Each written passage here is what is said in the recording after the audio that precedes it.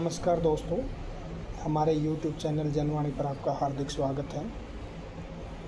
आज जो हम मुद्दा डिस्कस करने जा रहे हैं जनवाणी पर, वो एक आज के समय का बड़ा ही ज्वलंत मुद्दा है, जिसमें कि कुछ विपक्षी पार्टियों से जुड़े हुए लोग, कुछ तथाकथित बुद्धिजीवी पत्रकार, कुछ अलग अलग फील्ड के जो एक्सपर्ट अपने आप को शो करते हैं, तो इस तरह की जो एक जमात है जो हर मुद्दे पर सरकार के खिलाफ ही रहती है, और सरकार भी जो भारत में वो चुनी हुई सरकार है, तो उनके विरुद्ध जिनका जो एक स्टैंड रहता है वो ये रहता है कि भाई सरकार निकम्मी है। तो जो आपको पता है कि आज के टाइम में दुनिया के अंदर युद्ध चले हुए हैं, जिसमें जो सबसे ताज़ा संघर्ष है वो ईरान, इजराइल और अमेरिका का संघर्ष है।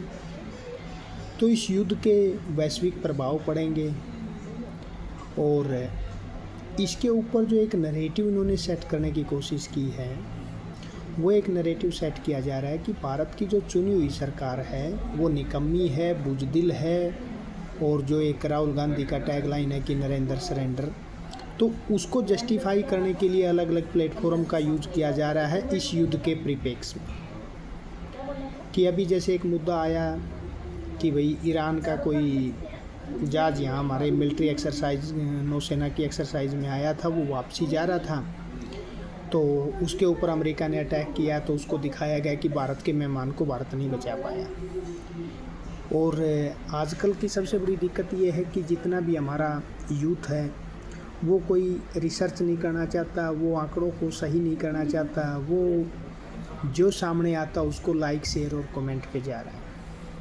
जबकि सच्चाई ये है कि ईरान का जो वो जहाज बताया जा रहा है वो भारत के साथ युद्धाभ्यास के लिए आया था, और उसको गए हुए भी 3-4 दिन हो चुके थे। भारत की जो समुद्री सीमा है उससे भी बाहर था, और वो अंतर्राष्ट्रीय जो समुद्री सीमा है उसके अंदर उस पर हमला हुआ है। हमले से पहले उनको 2 बार वार्निंग दी गई है, और उन्होंने भारत से कोई मदद नहीं मांगी है। तो भारत की सीमा से बाहर किसी पे कोई हमला होता है, और वो भी तब जब वो भारत से कोई मदद नहीं मांग रहा है, तो भारत उस मामले में कुछ नहीं कर सकता है। तो इस तरह से मतलब चीज़ों को तोड़ मरोड़ के इस तरह से पेश किया जा रहा है कि जो भारत की सरकार है वो डरी हुई है, बुज़दिल है। अब हम इसी मुद्दे पर बात करने के लिए आज आपके साथ आए हैं, और एक तरह से दिखाया जा रहा है कि भाई जो खामनेई था, जो ईरान का सुप्रीम लीडर था, वो बहुत ही महान था, बहुत ही साहसी व्यक्ति था।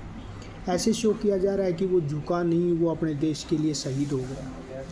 जबकि सच्चाई ये है कि वो छिपा बैठा था, अपने महल में था, वो कहीं बंकरों, वो कहीं फर्स्ट मोर्चे पे आके लड़ाई लड़ने नहीं आया था, वो कोई गोलियां नहीं चला रहा था, वो कहीं तोप पे नहीं बैठा था। वो इजराइल और अमेरिका की इंटेलिजेंस थी और उनकी वेपन पावर थी कि उन्होंने उसको उसके घर में ही दफन कर दिया। तो जो ये एक महिमा मंडन कर रहे हैं कि भाई वो झुका नहीं, तो ये सरासर एक गलत है। हम इस चीज़ की विवेचना में नहीं जा रहे हैं कि ये हमला कितना सही था, कितना गलत है। बात यह है कि जिसको जस्टिफाई किया जा रहा है, जिसको ग्लोरीफाई किया जा रहा है कि वो एक योद्धा था, वो कोई योद्धा नहीं था भाई, वो कोई लड़ाई नहीं लड़ रहा था। वो अपने घर में छिपा बैठा था, अपने लोगों के साथ बैठा था, टाइट सिक्योरिटी में बैठा था। वो उसकी ख़राब किस्मत थी कि सामने वाला जो उसका दुश्मन था वो इतना मजबूत था कि उसके घर में ही उसके घर को ही उसकी कब्र बना दिया गया। अब बात आती है भारत सरकार की। भारत सरकार जो भी कदम उठा रही है उसके लिए सबसे बड़ा हित क्या होना चाहिए? आज के समय भारत का हित ही सबसे बड़ा हित भारत सरकार का होना चाहिए। तो भारत का हित किस में है? खाड़ी के देशों में लगभग 1 करोड़ भारतीय रहते हैं। अगर हम आज ईरान की सपोर्ट में आए तो खाड़ी के देशों में जो हमारे 1 करोड़ के आसपास भारतीय नागरिक हैं उनकी सुरक्षा क्या क्या होगा? वैश्विक जो परिवेश है, व्यापार तंत्र है, जो चीज़ें हैं उनका क्या होगा? और रही बात, एक तरह से ग्लोरीफाई किया जा रहा है कि ईरान और भारत के संबंध लाखों वर्ष पुराने हैं। ईरान और भारत के इतने हज़ारों साल के संबंध हैं। ईरान हमारा परम मित्र है। तो इस बारे में भी हम थोड़ा सा डिस्कस कर लेते हैं। हमारे जो पुराने संबंध थे वो पर्शिया के साथ थे, और पर्शिया जो है नॉन मुस्लिम कंट्री था।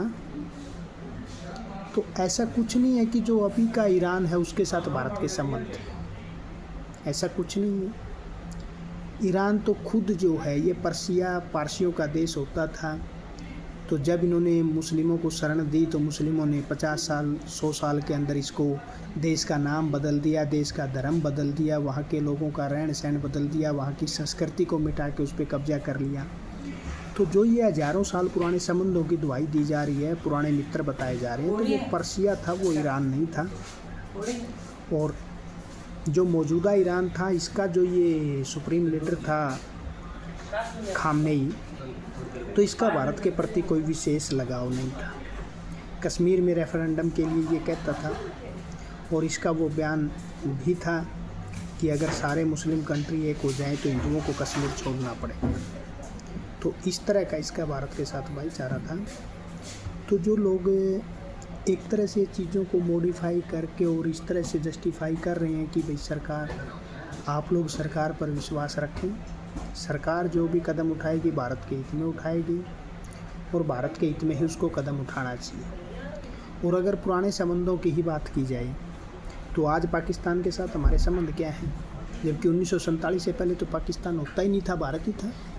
आज बांग्लादेश के साथ स्थिति क्या है, 1947 से पहले तो बांग्लादेश कोई चीज़ ही नहीं थी।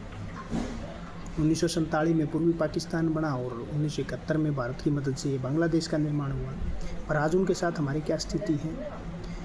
तो पुरानी चीज़ों को सामने रख के जो ये चीज़ों को मॉडिफाई करके और चीज़ों को डाइवर्ट करने का जो एक प्रयास चल रहा है, तो मेरी सभी देशवासियों से अपील है कि इस झांसे में ना आएँ, अपने विवेक का इस्तेमाल करें। और भारत सर युद्ध, आपातकाल में युद्ध के समय में जनता का एक कर्तव्य होता है कि वो सरकार के साथ खड़ी रहे।